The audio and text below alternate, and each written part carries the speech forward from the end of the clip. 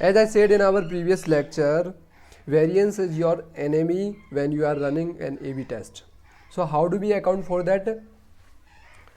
There are some statistical tools called the t-test and t-statistics more specifically, and the p-value, which allows us to quantify the effective variance on our result and make a decision that takes that variance into account. The point is to figure out if a result is real or not. Was this just a result of random variance that's inherent in the data itself, or are we seeing an actual statistically significant change in behavior between our control group and our test group? T-test and p-values are a way to compute that, and remember to again, statistically significant meaning does not really have a at the end of the day, you have to pick some probability value that you are going to accept of a result being real or not. But there is always going to be a chance that it is still a result of random variance, and you have to make sure your stakeholders understand that.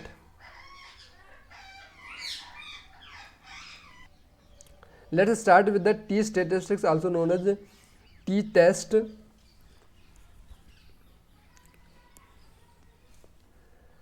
It's basically a measure of the difference in behavior between these two sets, T statistics and T test, expressed in units of standard error. So it is based on standard error, which accounts for the variance inherent in the data itself. So by normalizing everything by that standard error, we get some measure of the change in behavior between these two groups that takes that variance into account. The way to inherent a T statistics is that a high T value means there is probably a real difference between these two sets. Of course, a low T value means not so much. You have to decide, what's a threshold that you are willing to accept, and the sign of the T statistic will tell you if it is positive or a negative change. If you are comparing your control to your treatment, you end up with a negative T statistic. That implies that this is a bad change. If that absolute value of that T statistic is large, how large is large? Well, that's debatable. Add some examples shortly. Now this does assume that you have a normal distribution of behavior, and when we are talking about things like that amount people spent on a website, that's usually a decent assumption. There does tend to be a normal distribution of how much people spend. However, there are more refined versions of T statistic that you might want to look at for other specific situations. For example, there is something called a Fisher's exact test when you are talking about click-through, the E-test when you are talking about transactions per user, like how many web pages do they see, and the chi-squared test, which is often relevant for when you are looking at order quantities. Sometimes you will want to look at all of these statistics for a given experiment and choose the one that actually fits what you are trying to do the best. Now it is a lot easier to talk about p-values than T statistic, because you don't have to how many standard deviations are we talking about, and what does the actual value mean. The p-value is a little bit more easy for people to understand, which makes it a better tool for you to communicate the results of an experiment to the stakeholders in your business. The p-value is basically the probability that this experiment satisfies the null hypothesis. That is the probability that there is no real difference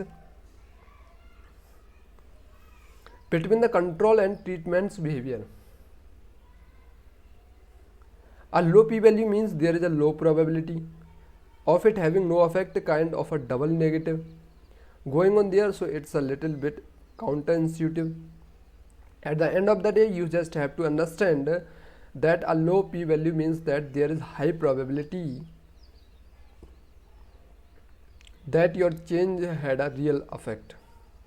What you wanna see are a high t statistics and low p value, and that will imply a significant result.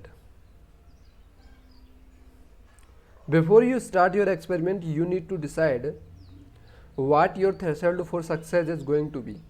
Decide that with the people in charge of the business.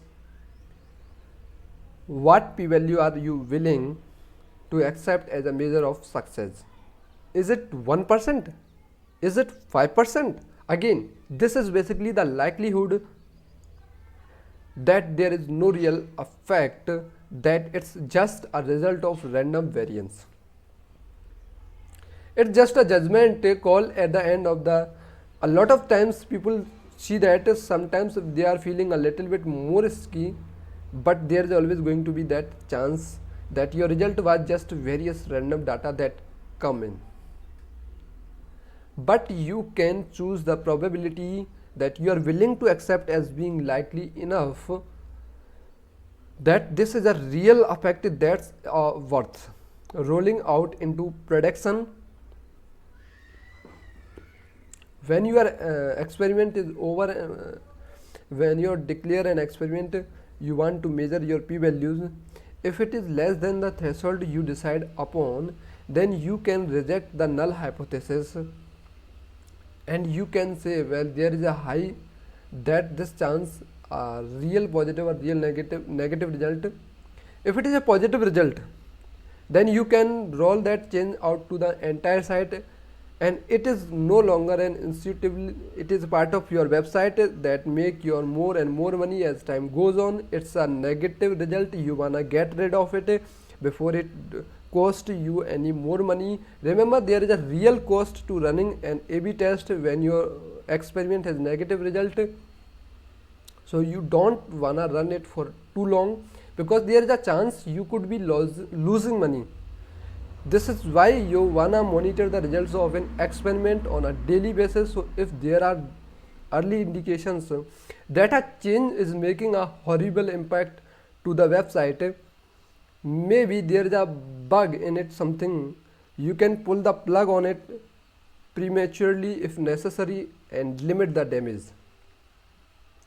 Let's go to an actual example, see how you might measure a t-statistics p-values using Python up in the next session.